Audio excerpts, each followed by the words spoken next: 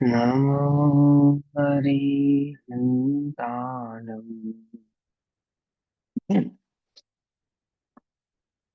नमो सिद्धाणं नमो आयुर्यानम्। नमो वज्राय नमो लोये सवसाहुनम्।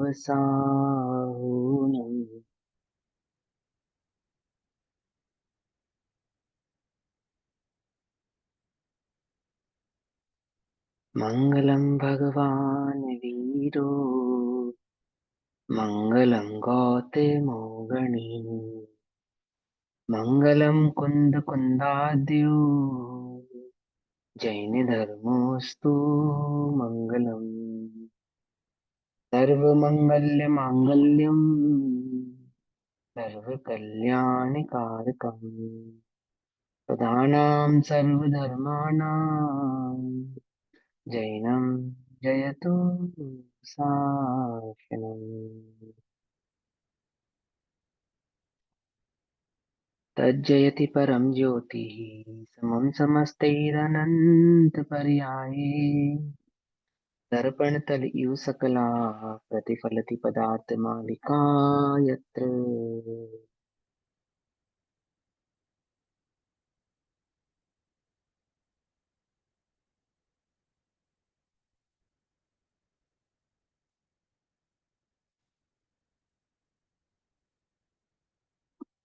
हमारा रात्रिकालीन स्वाध्याय का विषय चल रहा है श्री पुरुषार्थ सिद्धि उपाय। आचार्य अमृत चंद्र देव द्वारा प्रत पुरुषार्थ सिद्धि उपाय का स्वाध्याय हम सभी दान के संदर्भ में कर रहे हैं। सम्यक चारित्र अधिकार के अंतर्गत शिक्षा व्रतों के स्वरूप की चर्चा चल रही है, जिसमें दान के स्वरूप की चर्चा में दान करने से हिंसा का त्याग होता है, इसकी चर्चा चल रही है। ठीक, आपको याद होगा आचार्य श्री ने 5 पाप बतलाए थे, तो वहां सबसे पहला पाप बताया था हिंसा। ठीक, फिर झूठ, चोरी, कुशील और परिग्रह को भी हिंसा का ही भेद बतलाया था। याद है ये बात? झूठ भी हिंसा है, चोरी भी हिंसा है, कुशील भी हिंसा है और परिग्रह भी हिंसा है। मूल पाप तो हिंसा है, अन्य 4 पाप इस ही पाप के भेद हैं। इसी प्रकार आचार्य देव कहते हैं क्रोध भी हिंसा है, मान भी हिंसा है, माया भी हिंसा है और लोभ भी हिंसा है। और अहिंसा परमो धर्म, अहिंसा परम धर्म है। समझ में ही बात नहीं? समझ में? अर्थात 5 पाप और 4 कषाय का नहीं होना क्या है? अहिंसा है। और अहिंसा परमो धर्म, जब हम कहते हैं ना अहिंसा परमो धर्म, तो वहां कहने का तात्पर्य मात्र सिर्फ एक हिंसा पाप से नहीं है। वहाँ पांचों ही पाप और चारों ही कषायों से है। जिसमें 5 पाप और 4 कषाय दोनों ही ना हो, उसी का नाम क्या है? अहिंसा है। एक, अब उसी अहिंसा के संदर्भ में यहाँ भी कहते हैं कि दान देने से हिंसा का त्याग होता है। कैसे होता है? कि लोभ की वृत्ति घटती है। लोभ नामक हिंसा है ना, तो लोभ नामक वृत्ति घटने से क्या होता है? हिंसा नहीं होती अथवा हिंसा का त्याग होता है। इसीलिए दान करना चाहिए, ऐसा समझाते हैं। 172 नंबर की कारिका या श्लोक कहते हैं, आचार्य देव कहते हैं, पेज नंबर 190, 190 पेज नंबर।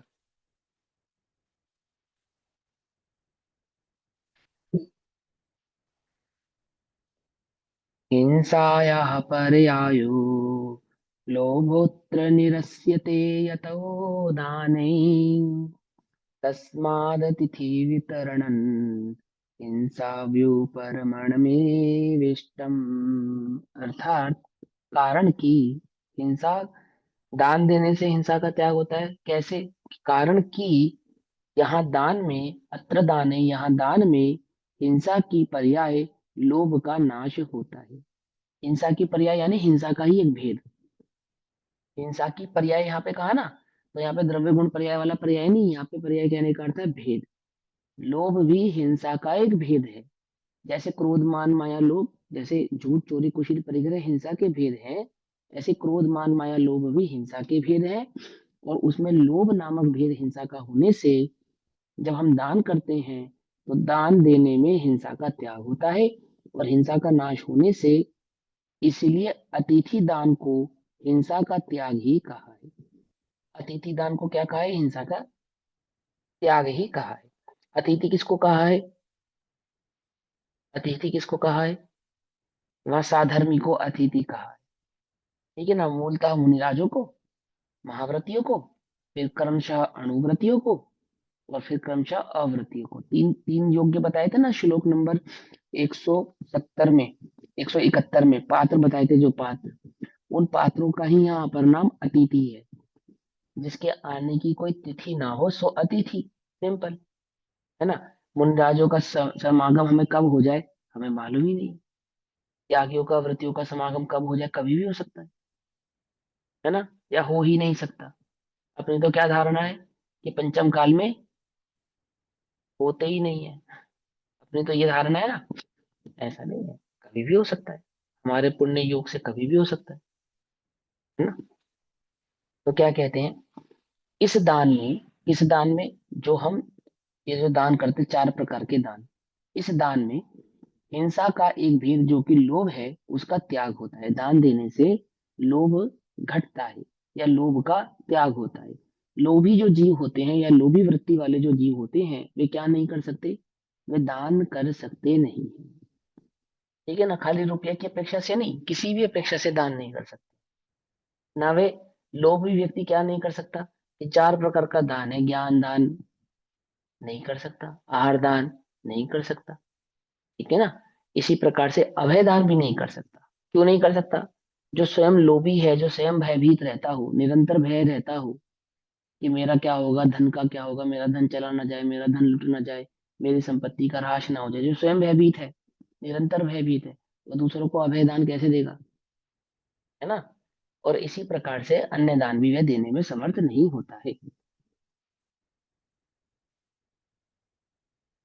उसके त्याग होता है, क्योंकि लोभ छूटने पर अपनी वस्तु दी जाती है। अब यहाँ पे एक चीज और समझनी है, दान किसका होता है?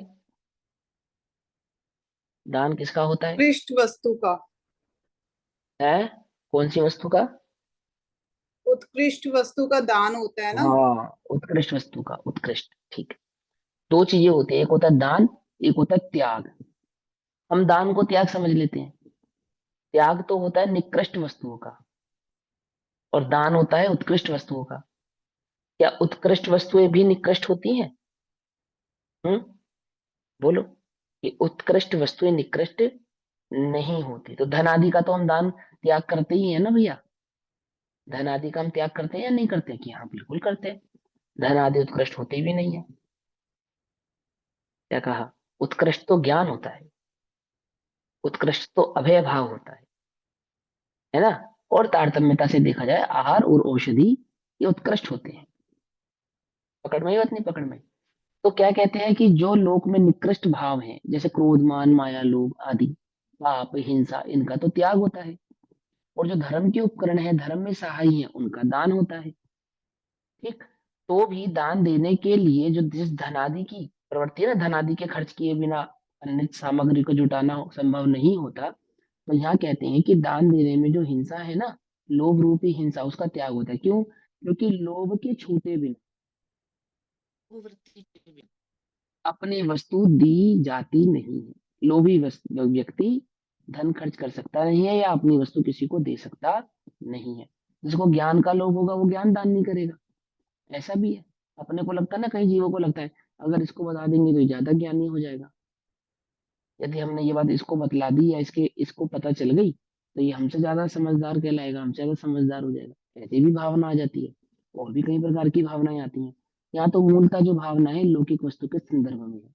क्योंकि लोभ छूटने पर अपनी वस्तु दी जाती है, इसलिए पात्र अतिथि को, यानी कि वो सम्यक दृष्टि, महाव्रती, और क्या नाम है, अणुव्रती और अव्रती, जो तीन सम्यक दृष्टियों की बात की गई थी उनको, इसलिए पात्र अतिथि को दान देना हिंसा का ही त्याग है। हिंसा का त्याग अर्थात लोभ का ही त्याग है, और लोभ हिंसा का भेद होने से एक प्रकार से हिंसा का ही त्याग है। अतः अपने लिए सुखदायक है। वास्तव में जब अपनी अंतरंग कषाय जो कि लोभ है, उसका त्याग होने पर ही अपने परिणाम बाह्य वस्तु को वितरण करने के होते हैं। आपने देखा होगा कई बार अपने परिणामों को। अपने अंदर में भावना आई कि यार आज अपन मंदिर में 1 लाख रुपए दान करेंगे। घर से निकलते निकलते मन बदल गया, नहीं 50,000 ही करेंगे। है। और मंदिर में पहुंचते पहुंचते 11,000 ही रह गए। और कहो तो जेब से निकालते निकालते 51 सुई रह गए। बोलो होता है ऐसा नहीं होता? वो कह रहे अंतरंग में जो लोभ बैठा है वो क्या नहीं करने देता, वो दान करने देता नहीं। ये किसी भी संदर्भ में हो, जहाँ उत्कृष्ट दान देने की संभावनाएं हैं, वहां उत्कृष्ट दान देने की जो भावना होनी चाहिए, लोभी व्यक्ति की वे भावना प्रकट होती नहीं है। कहते हैं इसीलिए पात्र अतिथि को दान देना हिंसा का ही त्याग है। वास्तव में जब अपनी अंतरंग कषाय जो कि लोभ है, उसका त्याग होने पर ही अपने परिणाम बाह्य वस्तु को वितरण करने के होते हैं। बाहर में जो यहाँ अपने पे पास उत्कृष्ट वस्तु है। यहाँ पे जो दान लेंगे वो चारों प्रकार के जो दान पढ़ के आए वही, या धन आदि ये सब चीजें भी इसमें आएगी? धन कोई दान नहीं होता है, ये तो क्या है, धन देते भी तो हम उस कार्य के लिए ही है। धन का जो वितरण होता है तो वो धन के लिए नहीं होता है।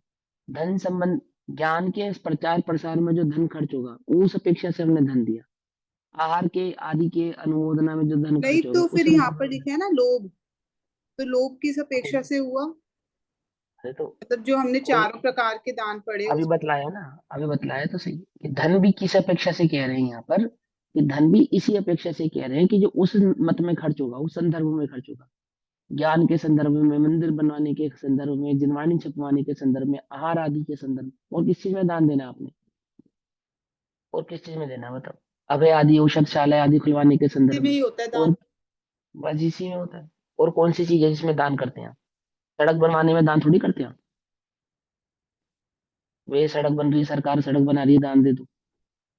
याद है एक बार देश की आजादी के लिए दान लिया गया था, लड़ाई के लिए, कारगिल युद्ध के लिए। कारगिल के लिए लिया था आई थिंक, कौन से युद्ध के लिए लिया था, इंदिरा गांधी ने लिया था, मैंने न्यूज़पेपर में पढ़ा है, बाद के न्यूज़पेपर में। मालूम है आपको या नहीं मालूम? पुराने लोगों को पता हो। देश पे संकट आता है, देश पे संकट अपने है। तो देश में संकट आए तो दूर करने के लिए, जैसे आजकल वो खुलते ना, सोल्जर रिलीफ फंड्स होते हैं, और क्या नाम है, सेना के रिलीफ फंड्स होते हैं, उसमें हम दान करते हैं। ये सब दान होता है ना। हालांकि ये करुणा दान के भेद है, ये धर्म दान ध्यान के या धर्म दान के भेद नहीं है। क्यों करते हैं? देश सुरक्षित रहेगा तो देश की संस्कृति सुरक्षित रहेगी, है ना।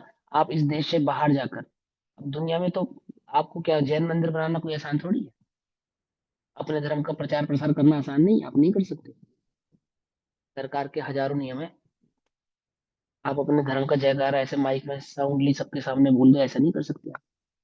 मुनिराज जो है, निर्ग्रंथ मुनिराज, वे बिल्कुल बेटोक पूरे संसार में विचरण नहीं कर सकते। संसार छोड़ो, यहाँ अपने हिंदुस्तान में कलकत्ता से आगे नहीं जा सकते, इधर पंजाब हरियाणा में नहीं जा सकते। पंजाब हरियाणा के अंदर अंदर के क्षेत्रों में मुनिराज नगर निगंबर मुनिराज जा नहीं सकते। लोग आपत्ति जताते हैं, प्रवेश निषेध कर देते हैं उनका। बहुत छोटा दायरा है दिगंबर मुनिराजों के विचरण करने का, मालूम? बहुत बड़ा दायरा नहीं है, छोटा दायरा है, बहुत छोटा दायरा। क्यों? इन्हीं सब आपत्ति और विपत्तियों के कारण। तो जब देश की रक्षा की जाती है या संस्कृति की रक्षा की जाती है, उसमें जो धन खर्च होता है, एक अपेक्षा से वो भी, समझना, उल्टा नहीं पकड़ना, एक अपेक्षा से वह भी धर्म का एक भेद होता है। देश रहेगा तो धर्म रहेगा ना। जब ये देश आजाद नहीं था, या यूं समझो, जब मुसलमान राजा थे यहाँ पर, तो हम अपनी मर्जी से मंदिर खोल नहीं सकते थे, बनवा नहीं सकते थे, पूजा पाठ नहीं कर सकते थे। बौद्धों का रास्ता तो देखो अकलंग निकलंग के साथ क्या हुआ। शंकराचार्यों का राज था, तो कितने सारे आचार्यों के साथ क्या घटना घटी। अपनी अपनी कितनी संपत्ति जो थी अपनी आगम की, धर्म की, शास्त्र, उनको जला दिया गया, मिटा दिया गया, छपने नहीं दिया गया, लिखने नहीं दिया गया, और जाने क्या क्या कितनी प्रकार के उसमें विपत्ति आई। और आज भी देखो ना, आज भी जो जग प्रसिद्ध है ऐसे गिरनार और सम्मेद शिखर के लिए हमें कितना जूझना पड़ता है कि ये हमारा तीर्थ क्षेत्र है। आज वर्तमान में अपनी आंखों से देख रहे हो आप, जहाँ डेमोक्रेसी है, जहाँ हर किसी को बराबर का अधिकार प्राप्त है, वहां की झारखंड की, बिहार की किताबों में पढ़ाया जाता है, आईएएस की बुक्स में पढ़ाया जाता है। पारसनाथ जैनियों का तीर्थ स्थान है, आईएएस की बुक्स में पढ़ाया जाता है ये बात, मालूम? और गवर्नमेंट वहां पे क्या कह रही है कि वो पिकनिक स्पॉट है। जब ये शिखर जी के ऊपर ये जब चला था ना पिकनिक स्पॉट घोषित करने का, है ना, तो मैंने बहुत मोटी एक फाइल बनाकर भेजी थी, मालूम, बहुत मोटी फाइल, हाई कोर्ट पे। और मैंने पोस्ट भी किए थे फेसबुक पे बहुत सारे उसके, जिसके अंदर मैंने ये बताया कि आप जो आईएएस का आईपीएस का कोर्स पढ़ाते हैं, आईएएस और आईपीएस के कोर्स में आप बिहार और झारखंड की सीमाओं के विषय में जिस जानकारियां लेते हैं, तो वहां पे आप पार्श्वनाथ पर्वत की चर्चा करते हैं और उस पार्श्वनाथ पर्वत को जैनियों के तीर्थ स्थान के नाम से घोषित करते हैं। किस आधार से करते हैं, किस अपेक्षा से करते हैं? वो किताबें तो सरकार की छापी हुई है ना, वो पद तो सरकारी पद है ना, उन पदों पे तो सरकार की ही तरफ से नियुक्ति होती है ना, सरकार का ही कार्य करते हैं ना। तो उन पद के अधिकारियों को एक पेपर पास करने के लिए ये बतलाना पड़ता है कि बिहार झारखंड में उपस्थित जो पार्श्वनाथ पर्वत है, वो किसका पर्वत है? वो जैनियों का तीर्थ स्थान है। तो मैंने उसमें एक एक प्रमाण ये बतलाया कि आपने पार्श्वनाथ स्टेशन, जो रेलवे स्टेशन है पार्श्वनाथ के नाम से, वहां पहले ट्रेन नहीं रुकती थी, है ना, तो उसका एक प्रमाण बतलाया कि वहां पे ट्रेन रुकती थी। इसकी अर्जी अंग्रेजों को, अंग्रेजी सरकार थी उस समय, जैनियों की तरफ से दी गई। और अंग्रेज सरकार ने लंदन से वो प्रस्ताव पास कराकर उस स्टेशन का नाम पारसनाथ ऐसा रखा, और 2 मिनट के लिए ट्रेन रुकने की मंजूरी दी। तो किस आधार पे दी? आपने पारसनाथ किस नाम पे रखा, किस आधार से रखा उस स्टेशन का नाम? पारसनाथ नाम का कोई योद्धा हुआ था, कोई क्रांतिकारी हुआ था, पारसनाथ नाम का कोई अंग्रेजी अफसर हुआ था, कौन था? या उस शहर का नाम, या उस सिटी का नाम, या उस वहां के किसी गांव का नाम, या वहां के किसी मुखिया का नाम पारसनाथ था? किसका नाम? बारसनाथ। तो आपने स्टेशन का नाम बारसनाथ रखा, किस आधार से रखा? कुछ बात समझ में नहीं? तो वर्तमान में अपने को जूझना पड़ता, नहीं पड़ना पड़ता? तो ऐसे ही जो दान आदि है ना, जो हम दान आदि करते हैं अपने देश की रक्षा के लिए करते हैं, अपने देश की रक्षा किस लिए करते हैं? कि संस्कृति की रक्षा होगी, संस्कृति की रक्षा होगी तो धर्म की रक्षा होगी। आज हम शांति से यहाँ पे पढ़ पा रहे हैं, बैठ पा रहे हैं, चर्चा कर पा रहे हैं, कैसे कर पा रहे हैं? देश सुरक्षित है, संस्कृति सुरक्षित है तो कर पा रहे। देश और संस्कृति सुरक्षित नहीं होती तो नहीं कर पाते, नहीं सीख पाते, नहीं सुन पाते, है ना। जैन फूड मिलता है ना, क्यों मिलता है? हिंदुस्तान में ही क्यों मिलता है, बाहर क्यों नहीं मिलता? इस इस देश से बाहर क्यों नहीं प्राप्त होता? कुछ बात समझ में नहीं? ये सारी दुनिया जो बिना आलू, बिना प्याज, बिना लहसुन के खाने को जैन फूड के नाम से जानती है, कैसे जानती है? बात समझ में है या नहीं? जो हम अपनी संस्कृति की रक्षा करते हैं, हम अपने जो धर्म की रक्षा करते हैं, तो संस्कृति और धर्म की रक्षा देश की रक्षा के बिना नहीं हो सकती। इस संस्कृति को, इसी धर्म को आप अन्य जगह पे फैला कर देखो, बना कर देखो, नहीं हो सकता। 10% व्यापारी हैं दुबई में जैन, 10%, बहुत बड़ा योगदान है 10% व्यापार की मंडल में, 10%। लेकिन आप जैन मंदिर नहीं बना सकते कि भैया दुबई में जैन मंदिर तो बना है, घोषित जैन मंदिर नहीं बना है वो, समझे? घोषित जैन मंदिर समझते हो? ये आप डंके की चोट पे या वहां बाहर बैनर या बोर्ड नहीं लगा सकते कि ये जैन मंदिर है। माउथ टू माउथ आपको मालूम है कि यहाँ जैन मंदिर है तो पता है, लेकिन आप उसका प्रचार नहीं कर सकते उस जगह का। सरकार जब चाहे, जब उसका दिल करे, उस जगह को सील कर सकती है, हटा सकती है, वहां से आपकी क्रियाओं को, गतिविधियों को रोक सकती है, क्योंकि वो सरकारी पेपर में क्या नहीं है? जैन मंदिर नहीं है। या तो किसी का घर है, या वो किसी का ऑफिस है, समझे, या वो आपका मीटिंग रूम है, धर्म का स्थान नहीं है। आई बात समझ में नहीं? समझ में? और ऐसा एक जगह नहीं है, ऐसा सारी दुनिया में है। बहुत बहुत मशक्कत, बहुत मुश्किलों से मिलता है। जापान में जो एक जैन मंदिर है, या अमेरिका में या कैलिफोर्निया में जो जैन मंदिर है, कोई आसानी से प्राप्त नहीं है, साधारण तरीके से नहीं मिला है। सो वहां भी कितनी सीमा है, बस, बहुत लिमिटेड। आप गतिविधियां कर सकते हैं, एक आपको एक निश्चित एरिया प्राप्त होता है, उस निश्चित एरिया के अंदर या प्रभात फेरी निकाल सकते हैं, उस निश्चित एरिया के अंदर या प्रचार प्रसार कर सकते हैं, उस निश्चित एरिया से बाहर आपकी आवाज नहीं जानी चाहिए, आपका पोस्टर नहीं लगना चाहिए, आप अपनी बात नहीं रख सकते, आपको आमुक आमुक चीजों का अधिकार नहीं है। क्यों? क्योंकि वो वहां का घोषित धर्म नहीं है। समझे या नहीं समझे? घोषित धर्म नहीं है, माने वो धर्म हमारी संस्कृति का हिस्सा नहीं है, ऐसा कहती है सरकार। और हमारी संस्कृति का हिस्सा नहीं है, इसलिए आप इसका प्रचार प्रसार कर सकते नहीं, इसकी गतिविधियों का अनुपालन कर सकते नहीं। कोई दिगंबर मुनिराज, कोई व्रती श्रावक नहीं जा सकता वहां, और जाता है तो फिर कितनी प्रकार की कठिनाइयों का सामना उसको करना पड़ता है, आदि आदि। बात कहाँ से चल रही थी कि भैया वो जो हम धन खर्च करते हैं, क्या वो नहीं है, इसमें काउंट नहीं होगा? वो धन जिस मत में खर्च किया गया है, ने किस मत में खर्च किया है, यहाँ उस मत की बात चल रही है ना।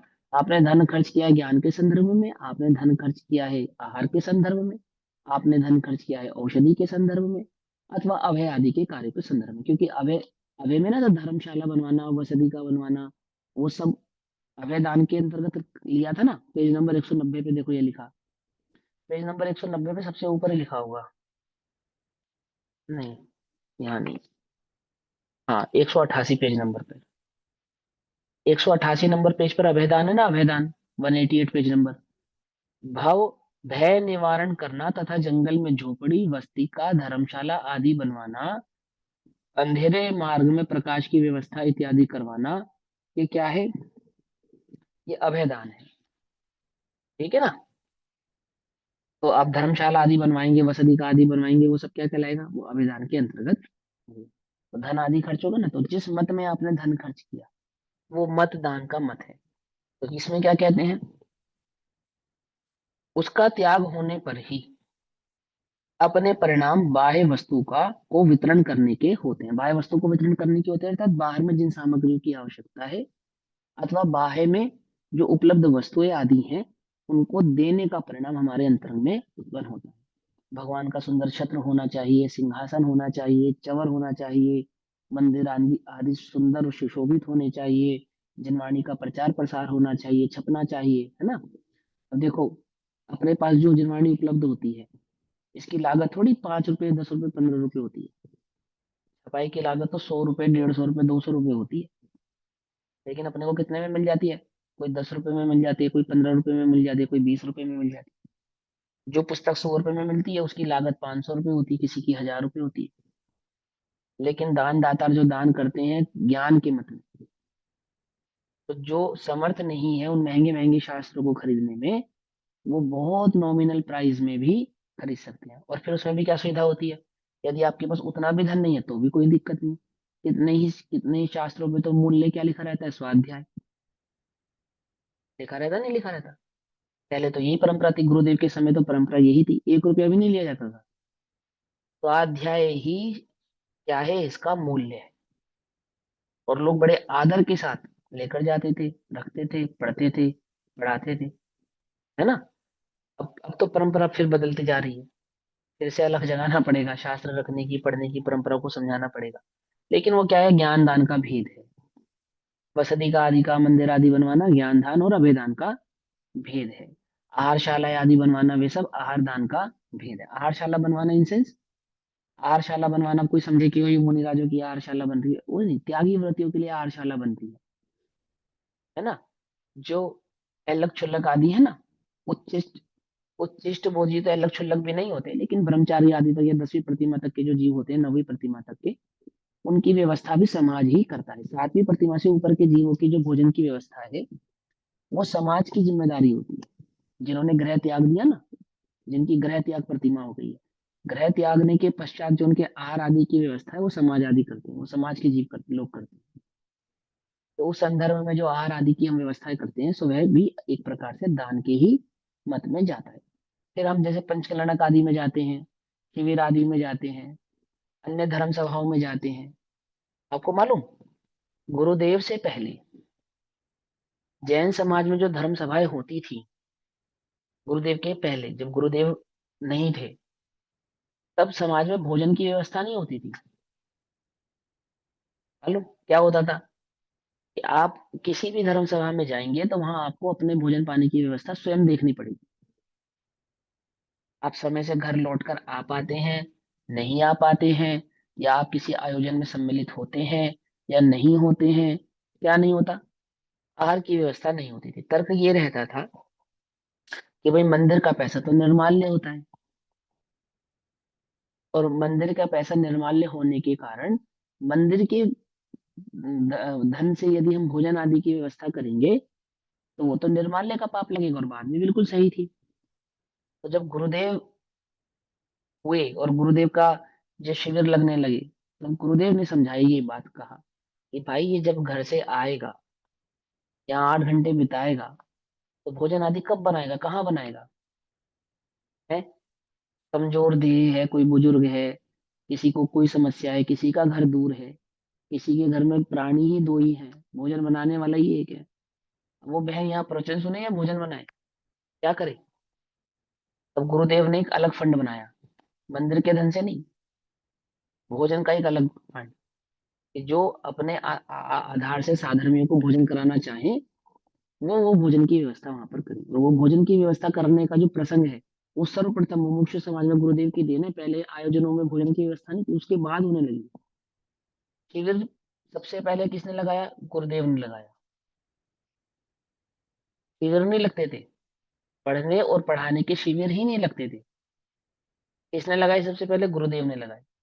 फिर शिविरों में भोजन आदि की व्यवस्था का प्रावधान किसका दिया हुआ है, गुरुदेव का दिया हुआ है। फिर उसी का अनुसरण करके सारे समाज में, मित्र पक्ष में भी ये व्यवस्था की जाने लगी कि भाई सही बात है, जब आयोजन में आएगा, सम्मिलित होगा, सारा दिन यहाँ लगाएगा, तो भोजन करने कहाँ जाएगा,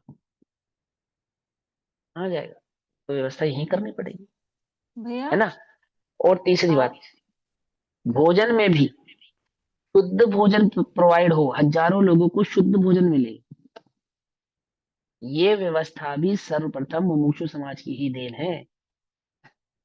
मित्र पक्ष तो इस बात से बिल्कुल अनभिज्ञ ही रहा, क्या, कि जिन्हें शुद्ध भोजन करना हो वो अपनी व्यवस्था स्वयं करें। गुरुदेव ने करना बिल्कुल भी नहीं, ऐसा तो नहीं होना चाहिए। हम जो भोजन प्रोवाइड कराएंगे वो कैसा कराएंगे, शुद्ध ही कराएंगे। त्यागी व्रति भी निशल्य भाव से वो भोजन आदि आहार आदि वहां पर ग्रहण कर सकते हैं, बस समझ में। जिनका जो व्रत है, जिनके जो नियम है, जिनके जो त्याग है, वो भी पालन हो सके, सहजता से पालन कर सके, उस ही दृष्टि से वहां भोजन आदि की व्यवस्था की जाने लगी। और फिर उसी का अनुसरण पूरे समाज ने किया। हाँ, आपको क्या कहना है, पूछो, बस हो गया। भैया नहीं, हाँ मेरे को पूछना था जो आपने कहा था ना कि मतलब जो मंदिर का पैसा है वो निर्माल्य है, वो मेरे को वर्ड समझ में हाँ, नहीं आया। निर्माल्य मतलब यूज करने योग्य नहीं है, जो हम अपने भोजन के लिए या अपने 5 इंद्रिय के विषय के सेवन के लिए उसको खर्च करें, ये सही नहीं है। निर्माल्य मतलब वो हमने जो दान दिया वो किस मत में दिया, वो मंदिर के मत में दिया, मंदिर संबंधी खर्चों को पूरा करने के लिए, मंदिर की व्यवस्था को बनाए रखने के लिए, ना कि अपने 5 इंद्रिय के विषयों की पुष्टि करने के लिए। समझ में बात, नहीं समझ में, है ना। कायदे से तो अब हम मंदिर में पंखा और एसी इस्तेमाल करते हैं, तो वो निर्माल्य है, सीधी सी बात है। किसके लिए यूज करते हैं,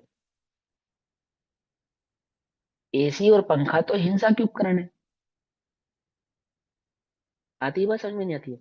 पंखे का प्रावधान भी पता है कब रखा गया, इसलिए रखा गया पंखा का भी, जो पुजारी जन मंदिर के गर्भगृह में भगवान का अभिषेक आदि करते थे, तो पसीना आता था ना, तो पसीना टपकता था, तो अविनय होती थी उससे।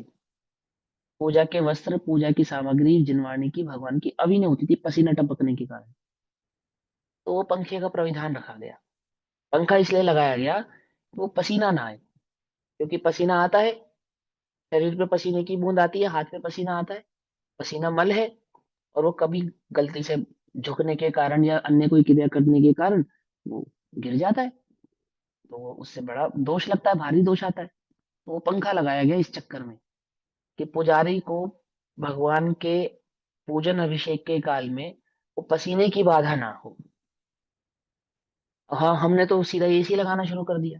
क्यों, क्यों, वो तो अब वो तो फिर वो बाधा के लिए नहीं है, वो तो सुविधा के लिए है, सुविधा के लिए, आराम मिले, अच्छा लगे, कोजी कोजी फील हो। बात समझ में नहीं आई, वो उस दिशा में चली गई, कहानी कहानी बदल गई पूरी की पूरी। चलो, हाँ, यहाँ क्या कहते हैं, वास्तव में जब अपनी अंतरंग कषाय, जो लोभ है, उसका त्याग होने पर ही अपने परिणाम बाह्य वस्तु को वितरण करने के होते हैं। अगर अंतरंग में लोभ होगा तो बाह्य वस्तु को वितरण करने के परिणाम भी नहीं होंगे। इसीलिए लोभ कषाय का त्याग ही वास्तविक दान है। लो, क्या कहा, लोभ नहीं होना ही दान है, वस्तु आप दे पाए या वस्तु आप नहीं दे पाए, वह तो निर्भर करता है कि आपके पास वस्तु है या नहीं है। लेकिन अगर आप लोभी हैं तो आप दानी नहीं है, और अगर आप लोभी नहीं है तो आप दानी ही है, ऐसा कह रहे हैं। ठीक, क्योंकि ज्ञान दान देने के लिए तो क्या चाहिए, ज्ञान होना चाहिए, होना चाहिए नहीं होना चाहिए, है ना। आहार आदि दान देने के लिए भी धन आदि की आवश्यकता पड़ती है, लेकिन दो दान ऐसे हैं, जैसे अभय दान। अभय दान कैसा है कि उसके लिए किसी धन की आवश्यकता नहीं है, जो हिंसा का परिणाम का त्याग है, यानी जिसमें कहा ना लोभ का नहीं होना, ये दान है। तो कौन सा दान है, लोभ का नहीं होना ही कौन सा दान है, कि लोभ का नहीं होना ही वास्तव में अहिंसा है। वो अभय का ही एक भेद है, अभय दान। पकड़ में मत, पर के लिए भी और अपने लिए भी, क्योंकि हिंसा दो प्रकार की है ना, एक अपने अंतरंग परिणामों की हिंसा और एक द्रव्य हिंसा जो अन्य जीवों के प्रति की जाती है। क्योंकि लोभ के वशीभूति क्या होता है, अन्य कषाय होती है, क्रोध भी होता है, मान भी होती है, माया भी होती है, और पांच पाप की प्रवृत्ति भी होती है। लोभी की कथा आपने सुनी होगी, लोभ पाप को बाप बखानो, है ना। पाप का बाप क्यों, क्योंकि इसके वशीभूत होकर क्या करता है, अन्य पाप लोभ के वशीभूत हुए कर ही होते हैं। इसीलिए लोभ का त्याग ही अपने आप में क्या हो गया, दान है। इसीलिए लोभ कषाय का त्याग ही वास्तविक दान है, और वह लोभ कषाय भाव हिंसा का एक भेद है ना। इसलिए जो सत्पुरुष अतिथि संविभाग में दान करते हैं, वे ही वास्तव में अहिंसा व्रत का पालन करते हैं। अहिंसा व्रत का पालन किसके बिना संभव नहीं है, दान के बिना संभव नहीं है, ऐसा कह रहे हैं, है ना। और जो ऐसा करते हैं वे अहिंसा व्रत का पालन करते हैं। फिर महासंतोषी व्रतियों को दान नहीं देना लोभ रूप हिंसा बतलाती है। क्या कहा, जो महासंतोषी, महासंतोषी कौन होते हैं, महासंतोषी तो मुनिराज होते हैं। जगत में मुनिराज जैसा संतोषी तो अन्य कोई होता नहीं है। ऐसे उन महासंतोषी व्रतियों को दान नहीं देना या उनकी व्यवस्था नहीं करना, ये क्या कहलाता है, ये लोभ रूपी हिंसा कहलाता है।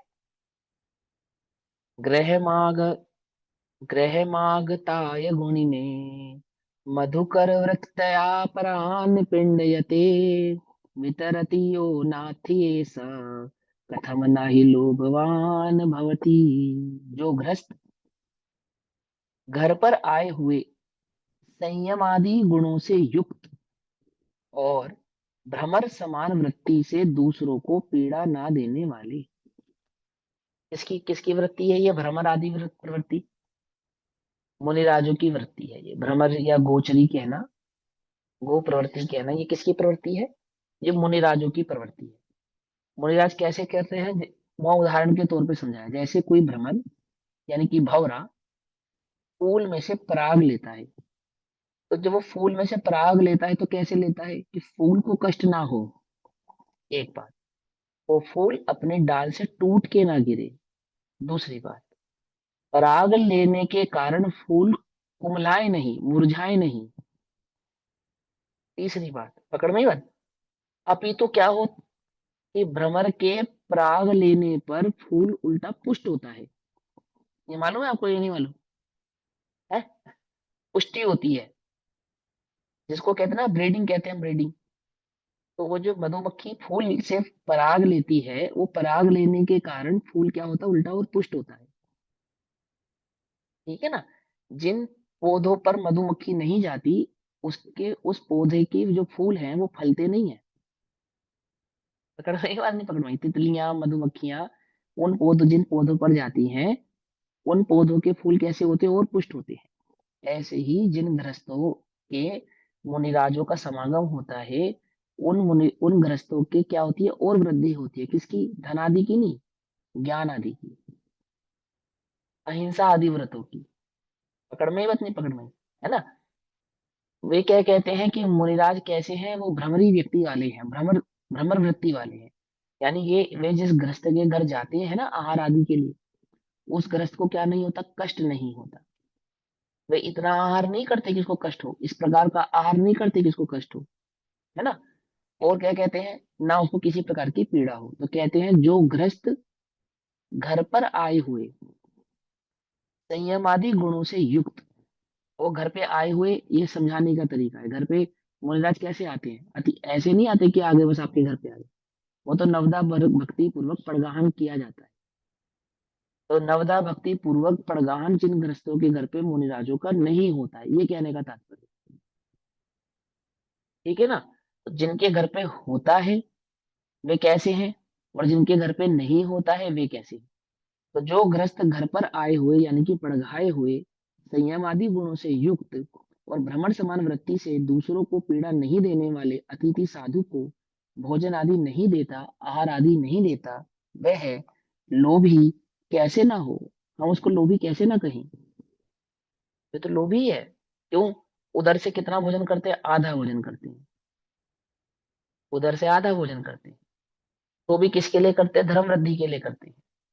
जिस श्रावक या जिस गृहस्थ के घर पे उनका आहार होता है, उस श्रावक के घर में धर्म की वृद्धि होती है।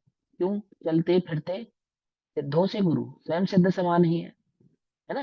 धर्म की वृद्धि करने वाले हैं, अतिशय पुण्य के धारी होते हैं, आदि आदि ना हो, तो हम उसको लोभी कैसे ना कहें? यानी कि वो ये गाथा जो 173 नंबर का श्लोक है वो ये कह रही है, तुम्हारे घर पे मुनिराजों का आहार होता है या नहीं होता है? नहीं होता है, तो हम तुम्हें लोभी कैसे ना कहें, ऐसा कह रहे हैं। यदि तुम्हारे घर पे मुनिराजों का आहार नहीं होता, पड़गान नहीं होता, अथवा उनकी पड़गान की भावना नहीं है, पकड़ना भाई। कई कई बार मुनिराजों का समागम नहीं भी हो पाता, सच्चे मुनिराजों का समागम नहीं हो पाता, मुनिराजों का समागम नहीं हो पाता। वो कहते हैं कि यदि तुम्हारे चित्त में उन मुनिराजों को पड़गाने की, आहार कराने की भावना नहीं है, तो हम तुम्हें लोभी कैसे ना कहें? तुम तो लोभी हो, क्योंकि तुम्हारे चित्त में किसी संयमी को, किसी त्यागी को, किसी व्रती को, किसी महाव्रती को, किसी अणुव्रती को भोजन आदि कराने की, आहार आदि कराने की, उसकी व्यवस्था आदि कराने की क्या नहीं है? अंतरंग में भावना नहीं है। नहीं है, तो हम तुम्हें क्या ना कहें? हम तुम्हें लोभी कैसे ना कहें? यह तो लोभ का ही लक्षण है, ऐसा कह रहे हैं। ठीक, तो क्या कहते हैं? ठीक है। स्वयमेव घर पर आए हुए तथा स्वयमेव घर पे कौन आ सकता है? अणुव्रती आदि, वे है ना, साधर्मी आदि, अथवा अव्रती सम्यक दृष्टि। अणुव्रती और अव्रती सम्यक दृष्टि वे तो स्वयं आ सकते हैं, है ना? लेकिन जो स्वयं नहीं आते, वो जिनको पड़गाहन होता है, वो कौन से होते हैं? वो महाव्रती होते हैं और अलग क्षुल्लक कारिका आदि। ये पड़गाहन से ही पदार्थ हैं, ये स्वयं नहीं आते हैं। स्वयमेव घर पर आए हुए तथा रत्नत्रय आदि गुण सहित और भ्रमण जैसी वृत्ति से दाता को कष्ट नहीं पहुंचाने वाले अतिथि मुनि महाराज इत्यादि हैं। स्वयमेव घर पर आए हुए तथा रत्नत्रय आदि गुण सहित और भ्रमर जैसी वृत्ति से दाता को कष्ट ना पहुंचाने वाले जो अतिथि हैं, वे किन है? वे मुनि महाराज इत्यादि हैं। इत्यादि हैं अर्थात मुनि महाराज, व्रती, अव्रती और महाव्रती तीनों लगा ला। उनको जो गृहस्थ श्रावक दान नहीं देता, वह वह श्रावक कैसा है? वह लोभ हिंसा संयुक्त कैसे ना हो, अथवा अवश्य ही हो। यह तो उसके लोभ का ही लक्षण है, क्योंकि अंतरंग महाकृपण बुद्धि के कारण ही तिरुलोभ पाया जाता है। इसलिए अतिथि को दान देने के भाव नहीं होते। अतिथि नहीं आया वो एक अलग बात है, लेकिन दान देने के परिणाम ही नहीं होते। वो किसके साथ है? वो तो लोभी के साथ है। और आने पर, अतिथि के आने पर जो अति प्रसन्न होते हैं, कौन प्रसन्न होते हैं? मंद कषाई जी, नी कषाय जी प्रसन्न होते हैं।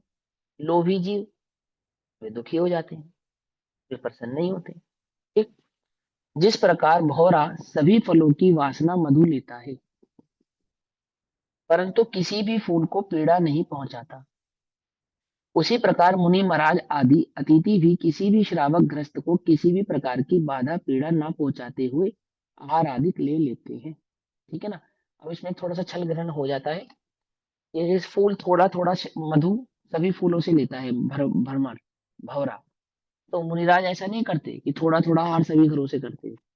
ऐसा नहीं करते। जिस घर से करते हैं, एक दिन में एक ही घर से करते हैं, और कितना करते हैं? थोड़ा करते हैं। यानी कि पेट से आधा भोजन करते हैं, उसको कहते हैं थोड़ा आहार करना। ठीक, वैसे भी मुनिराजों का जो आहार है वो थोड़ा ही होता है। कारण क्या है उसका? अब आप भी देखो, अगर सारा दिन कोई काम ना करो, आप सिर्फ बैठे रहो, बहुत अधिक फिजिकल वर्क ना करो, तो कितनी भूख लगेगी आपको? 2 4 5 दिन सभी तरह के फिजिकल वर्क छोड़ दो, बस बैठने का और पढ़ने का ही काम ज्यादा करो, तो कितनी भूख हो जाएगी आपकी? घट जाएगी नहीं, आधी हो जाएगी, नहीं हो जाएगी? है ना? भागा दौड़ी करते हैं तो भूख 3 गुना हो जाती है, 2 गुना हो जाती है। और ज्यादा फिजिकल एक्टिविटी नहीं करते हैं तो आधी रह जाती है, कम हो जाती है। हो जाती नहीं हो जाती? तो पहले तो उनका आहार ही थोड़ा होता है। दूसरी बात, उसमें भी वे कैसा करते हैं, आधा करते हैं। तो क्या कहा, थोड़ा करते हैं। तो ऐसा नहीं करते कि जैसे फूल, जैसे भौरा अलग अलग फूलों से थोड़ा थोड़ा ग्रहण करता है, ऐसा नहीं करते। ये तो समझाने के लिए उदाहरण है। वे तो एक बार में एक समय एक ही घर से लेते हैं, और कितना लेते हैं, थोड़ा लेते हैं। ये समझाना है। उनसे यह नहीं कहते कि तुम मेरे लिए भोजन बनाओ अथवा भोजन दो। ऐसा नहीं कहते। क्यों नहीं कहते? पहली बात तो बिना पड़गाए आएंगे नहीं। तुम पड़गाहन करोगे नवधा भक्ति पूर्वक तो आएंगे। ऐसा तो नहीं है कि बस तुम्हारे घर की बेल बजा दी और दो। ऐसा तो नहीं करते, है ना? दूसरी बात कि अपनी स्वेच्छा से कोई वस्तु बनवाते नहीं कि हमें तो ये भोजन करना है, या इस प्रकार का करना है, या इस प्रकार का करना है। जैसा पुण्य के योग से प्राप्त हो जाए, वैसा समता बुद्धि पूर्वक पेट से आधा ग्रहण कर लेते हैं, है ना? तो उसमें भी अंतराय आदि हो जाए तो समता पूर्वक चले जाते हैं। आकड़ी ना बैठे तो समता पूर्वक चले जाते हैं। कदाचित आकड़ी भी बैठे, निरंतराय भी हो, तो भी पेट से आधा ही भोजन ग्रहण करते हैं। तो भी वे दातार से डिमांड करके नहीं करते हैं कि हमें अमुक वस्तु पसंद है या अमुक वस्तु पसंद है। जो बना होता है, जैसा बना होता है, प्रासुक रीति विधि से लेने योग्य उतना आहार वे ग्रहण करके चले जाते हैं। तो क्या कहते हैं, भोजन आदि बनाओ अथवा भोजन दो। परंतु श्रावक जब स्वयं आदर भक्ति पूर्वक बुलाता है ना, नवदा भक्ति पूर्वक प्रगाहन करता है, तब वे थोड़ा सा रूखा सूखा शुद्ध प्रासुक जो भी आहार मिल जाए, जैसा मिल जाए, जो भी मिल जाए, वे ग्रहण कर लेते हैं। इसलिए जो श्रावक ऐसे महासंतोषी व्रतियों को भी दान नहीं देता, जो उनको भी दान नहीं देता, वह अवश्य हिंसा का भागीदार होता है, और उसके अतिथि समविभाग व्रत कदापि होता नहीं। फिर कहते हैं, निर्लोभी श्रावक को अहिंसक कहते हैं। जो श्रावक निर्लोभी होते हैं, वास्तव में वे ही श्रावक क्या होते हैं, अहिंसक होते हैं। है ना? क्योंकि लोभ क्या है, लोभ कषाय ऐसी है जिसके वशीभूत अन्य पाप हुए बिना रहते नहीं। प्रथमात्मार्थम मुनये ददाति भक्तमीति भावित त्यागः अरति विषाद विमुक्तः शिथिलत लोभे भवत्य हिंसये। अपने लिए बनाया हुआ भोजन मुनि को देवे। श्रावक किस प्रकार का भोजन देवे? अपने लिए बनाया हुआ, है ना? तो अपने, अब ये कौन से श्रावक की बात चल रही है, कहाँ से शुरू हुआ था ये श्रावक? अणुव्रती होता हुआ, फिर शिक्षा व्रत गुण व्रत आदि ग्रहण करता हुआ, गुण व्रतों से शिक्षा व्रत आदि को ग्रहण करता हुआ, ये उस श्रावक की बात चल रही है। ये श्रावक किस प्रकार का भोजन करता है? कि जिस प्रकार मुनिराजों को दे सके, त्यागी व्रती संयमियों को दे सके। क्यों? क्योंकि इसकी स्वयं की भावना तो मुनि बनने की है। श्रावक तो कहते ही उसे है, जो स्वयं मुनि बनना चाहता हो, जो श्रावक धर्म में प्रसन्न हो, स्थिर हो, संतुष्ट हो, उसको श्रावक नहीं कहते। क्या कहा? जैसे मान के चलो, अपन रात्रि भोजन आदि में करते हो, चारों प्रकार के आहार का त्याग हो, सभी प्रकार के अभक्ष का भी अपना त्याग हो, है ना? आलू भटा आदि ना खाते हो, बाजार में भोजन ना करते हो, माने अपना एक सच्चा साधारण सीधा जीवन हो। अपने को लगता है कि अपने को और आगे बढ़ना है? लगता है? अंतरंग में लगता है कि नहीं अपने को और आगे बढ़ना है? या अपने को लगता है कि संतुष्ट हो जाते हैं कि हाँ भाई, इतना करते तो हैं, और क्या करें, और क्या जान लोगे हमारी, है? और क्या प्राण निकाल कर दे दें? क्या लगता है? यदि ये लगता है कि जितना हम कर रहे हैं उतना बहुत है, दुनिया में तो इतना भी नहीं करते, तो वो श्रावक सच्चा नहीं है। जिसे शुद्धोपयोग की भावना है, मुनि बनने की भावना, चरणान्यों की शैली में कहें तो मुनि बनने की भावना है, 28 गुण धारण करने की भावना है, और उसके अंतरंग आत्मा की बात करें, शुद्धोपयोग की जिसको भावना है, वो सच्चा श्रावक है। पकड़ में ही बात नहीं, पकड़ में? और जो सच्चा श्रावक है वो कैसा आहार करता है कि वो जो बनना चाहता है, क्या समझे, वो उन्हें भी वह आहार प्रोवाइड करा सके, दे सके, प्रस्तुत कर सके, किसी भी त्यागी व्रती संयमी के समक्ष अपना आहार रख सके, ऐसा आहार वो स्वयं करता है। समझ नहीं बात, नहीं समझ में? तो उसके आहार की प्रासुकता कैसी होती है? कि उसके आहार की प्रासुकता ऐसी होती है जैसा मुनिराज ग्रहण करते, तभी तो दे पाएगा मुनिराज को, तभी तो दे पाएगा, नहीं तो कैसे देगा? आप खुद कल्पना करो। अब आप इसी इसी से अंदाजा लगाओ, वज्रजंग और श्रीमती का जीव कैसा आहार करता था? हम्म, तभी तो मुनिराजों को आहार पड़गाना हो करते सका, थे। है ना? वो जंगल में जो राजा आदि भोजन बना रहे हैं, उन राजा आदि को भोजन प्रस्तुत हो रहा है, प्रोवाइड हो रहा है, और तभी मुनिराज पधारे और उनको पड़गान हो गया, तो वो आहार किस विधि, किस रीति और किस नीति से बनता होगा कि उन मुनिराजों का उस आहारशाला में पड़गान हो जाता है? आप कल्पना करो, आप विचार कर देखो खुद ही। वर्तमान युग में कहाँ नहीं पड़गान हो रहा? राजा शशि और सोम, है ना? पंचम गुण स्थान वर्ती है, चौथे गुण स्थान वर्ती है। हम्म, ये चौथे गुण स्थान वर्ती है। आदिनाथ भगवान का आहार करा रहे हैं राजा, मुनिराज आदिनाथ का, ऋषभदेव का, कैसे करा रहे हैं? राजश्रेयांश के जो भाई थे। हाँ, शशि और सोम, है ना? राजा सोम और श्रेयांश, सोम श्रेयांश, श्रेयांश सोम, तो कैसा आहार करते होंगे? स्वयं कैसा आहार करते होंगे? क्यों? ये बात तो कोई कोई निश्चित तो नहीं है ना कि महल में ही पड़गान होगा, कि चलो हम ऐसा मान लें कि विधि उन्हीं को मालूम थी इसलिए पड़गान वही होगा, ठीक है। लेकिन अन्य राजा जन, उस समय तो अन्य प्रजा को भी विधि प्राप्त है ना, पता है ना। और जब पता ही नहीं कि महाराज मुनिराज आने वाले हैं, सबसे बड़ी बात तो ये है, जंगल में वो जो आहार तैयार हो रहा है, वहां वज्रजन या श्रीमती के जीव को नहीं पता है कि मुनिराज आने वाले हैं। क्योंकि वो मुनिराज के उद्देश्य से बनाया जाए तो क्या हो जाएगा? उच्छिष्ट हो जाएगा वो तो, वो तो उनके उद्देश्य से बनाया ही नहीं गया, वो तो अपने निमित्त से बनाया गया है।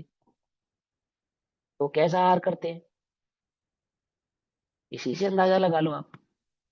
जो हवाला देते ना कि नहीं आवृत्ति तो ऐसा कर सकते हैं, वैसा कर सकते हैं, आदि आदि आदि, अरे आवृत्ति है, सच्चा श्रावक है, सच्चा जैन है, आहार उसका कैसा है, इतना प्रासुक है कि मुनिराज भी ग्रहण कर सकते हैं। उसकी आहारशाला में बनने वाला जो आहार है वो इतना प्रासुक है। पकड़ में ही बात, नहीं पकड़ में? तभी तो मुनिराज ग्रहण कर पाएंगे, नहीं तो कैसे कर पाएंगे? फिर वो चाहे जगत में कहीं पे भी तैयार करे, चाहे जंगल में तैयार करे। आई बात समझ में या नहीं समझ में आती है? देखो क्या कहते हैं, अपने लिए बनाया हुआ भोजन, मुनिराज के लिए बनाया हुआ नहीं, अपने लिए बनाया हुआ भोजन। श्री कृष्ण ने आहार कराया नहीं कराया है? कैसे आहार कराया? उच्छिष्ट उद्दिष्ट भोजन कराया होगा ना? नहीं ना, उद्दिष्ट कराया था कि भैया मुनिराज आएंगे, ऐसा आहार बनाना मुनिराज कर सके। आई बात समझ में या नहीं समझ में? ऐसा आहार थोड़ी कराया होगा। जो अपने अपने लिए बनाया गया जो आहार है, उसमें से मुनिराज को देते हैं। तो श्री कृष्ण कैसा भोजन करते होंगे? और वे श्री कृष्ण क्या कर रहे हैं? तो उन श्री कृष्ण ने वो पशु बनवा दिए। ये कैसी मूर्खों वाली बात है कि वो इसलिए बनवा दिए कि वो आहार के लिए, कटवाने के लिए बना दिए। ये घटना एक ऐसी है ही नहीं, समझे या नहीं समझे? ये घटना ऐसी है ही नहीं। आप समझो, उत्तम श्रावक है श्री कृष्ण, उत्तम श्रावक। मिथ्या दृष्टि है तो क्या हुआ? मिथ्या दृष्टि है तो कोई अभक्ष भक्षण करते होंगे, जैसा मर्जी अन्याय जीवन होगा उनका, उनके जीवन में अन्याय अनीति होगा, ऐसा थोड़ा। मिथ्या दृष्टि है तो क्या हुआ? जीवन तो न्यायवान ही है, जीवन में तो अनीति का प्रचार नहीं है उनकी। कषाय है वो एक अलग बात है, जैसे तो उसका अनर्गल जीवन है, अनर्गल प्रवृत्ति है, जैसा उनका दिल करता होगा वैसा कार्य करते होंगे, ऐसा नहीं, ऐसा नहीं। कुछ कषाय होना अलग बात है, और जीवन शैली का वैसा होना ये अलग बात है। हो सकता है ना आप सरल स्वभावी हो सकते हो, और कदाचित किसी बात पे क्रोध आ जाए, वो एक अलग बात है। आ सकता है, उसमें क्या बात है। रामचंद्र जी हैं, कदाचित क्रोध आ गया तो आ गया, उसमें क्या बात है। सदैव मोक्षगामी है, क्रोध भी कर सकते हैं, दुखी भी हो सकते हैं, भाई से राग भी हो सकता है, 6 महीने तक उसकी लाश को लेकर भी घूम सकते हैं, है ना। लेकिन इसका अर्थ ये थोड़ी है कि अन्याय भी करेंगे, अनीति भी करेंगे और अभक्ष का भी सेवन करेंगे, ऐसा तो नहीं है। रामचंद्र जी ने अपने वनवास के समय में, जंगल के उस दौरे के समय में कितने मुनिराजों का हार कराया। कितने हजार वर्ष तो जंगल में ही रहे, और कितने मुनिराजों का प्रसंग बनता रहा, हार कराते रहे। कितने मुनिराजों का हार कराया सीता ने। आपको क्या लगता है, रावण ने किसी मुनिराज का हार कराया या नहीं कराया। तो कैसा हार कराया होगा रावण ने। उद्दिष्ट भोजन कराया होगा, क्योंकि वो तो स्वयं मदिरा पीता था, है। अरे भैया, सच्चा श्रावक है वो। जैन श्रावक है, जैन श्रावक। वो रावण नरक चला गया तो क्या हो गया, क्या समझिए। नरक गया तो क्या हुआ, वो लक्ष्मण क्रोधी थे भैया, बहुत क्रोधी थे। क्रोधी थे तो कैसे थे, अन्याय अनीति या पक्ष का सेवन करते थे क्या। क्रोधी होना एक अलग बात है, अन्याय अनीति या पक्ष का सेवन करना एक अलग बात है। पकड़ में ही बात, नहीं पकड़ में। समझ में आती है बात या नहीं समझ में आती है। ऐसा नहीं होता उनका जीवन। क्रोधी होना एक अलग बात है, युद्ध करना एक अलग बात है, रक्षा करना, अपने प्राणों की रक्षा करना, अन्य के प्राणों की रक्षा करना, अथवा धन संपत्ति के आगे आगे लिए कलेश हो जाना, यह अलग बात है। और जीवन में अन्याय अनीति अभक्ष का होना अलग बात है, ये नहीं होता। न पांडवों के या न कौरवों के। पांडवों और कौरवों ने आहार कराया नहीं कराया उन राजों को। पांडवों की आहारशाला तैयार हो रही है, पांडवों की। पांडव कर रहे हैं ना, पांडव जंगल में आहार तैयार कर रहे हैं या नहीं कर रहे हैं। कर रहे हैं। मुनिराज आ गए, आहार कराया नहीं कराया। तो कैसा आहार बनाते होंगे पांडव जंगल में। वर्तमान में पढ़ा ही है या नहीं पढ़ा है, पता ही नहीं है, खबर ही नहीं है। क्या कहते हैं, अपने लिए बनाया हुआ भोजन मुनि को देवे। समझे। इस प्रकार भाव पूर्वक अप्रेम और विषाद रहित, अर्थात प्रेम और अविषाद सहित। हर्ष, विषाद का अपोजिट होता है हर्ष। प्रेम का अर्थ होता है राग, अनुराग। सहित अर्थात अप्रेम यानी कि द्वेष, और विषाद माने दुखी चित्त का नहीं होना, रहित। तथा लोभ को शिथिल करने वाला दान अहिंसा स्वरूप ही है। लोभ को मिटाने वाला, उसको कम करने वाला, उसकी जड़ों को शिथिल करने वाला, यह क्या है, यह दान अहिंसा स्वरूप ही है। जो श्रावक अपने लिए बनाया हुआ भोजन मैं मुनि महाराज को देता हूं, इस प्रकार त्याग भाव को अंगीकार करके दान देने में अरति, पश्चाताप, विषाद आदि दोषों का त्याग करके जिसका लोभ शिथिल होता है, ऐसे श्रावक की अवश्य अहिंसा होती है। इस अतिथि संविभाग वैयावृत्त शिक्षा व्रत में द्रव्य अहिंसा तो प्रकट ही है, क्योंकि दान देने से परजीव की क्षुधा तृषा की पीड़ा मिटकर दुख दूर होता है। दातार लोभ कषाय का त्याग करता है, खाली आहार की बात नहीं है, जो वसति का आदि बनाता है उसमें भी, और जो ज्ञान दान और अभय दान आदि भाव होते हैं उसमें भी, अपने परिणामों की भी और अन्य जीव की भी, दोनों ही जीवों की क्या होती है उसके अंदर रक्षा होती है। दातार लोभ कषाय का त्याग करता है, कषाय का त्याग होता है, क्रोध मान माया लोभ आदि कषायों का वहां पर त्याग होता है।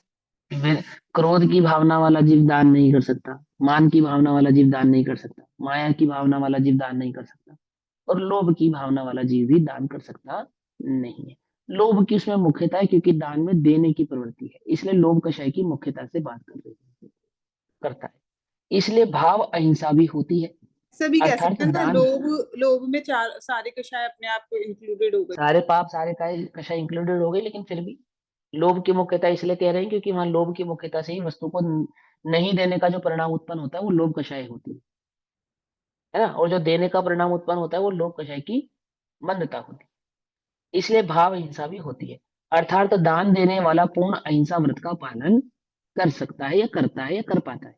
इस प्रकार 7 शील व्रतों का वर्णन यहाँ पर पूरा हुआ। यहाँ तक श्रावक के 12 व्रतों का वर्णन पूरा हुआ। श्रावक धर्म के सप्तशील व्रतों का कथन समाप्त। आगे श्रावक के सल्लेखना धर्म का व्याख्यान करते हैं। अब सल्लेखना धर्म की चर्चा चलेगी 194 नंबर के पेज से 194। श्रावक सम्यक चारित्र अधिकार के अंतर्गत ही आने वाला सल्लेखना, श्रावक धर्म की सल्लेखना का अधिकार। तो ये चर्चा हम समय अनुसार करेंगे। ओम नमः सिद्धेश्वराय। निज निधि निज में बताई, यह अनंत उपकार है उसके लिए, जिनवाणी माँ को वंदना शतबार है। नमो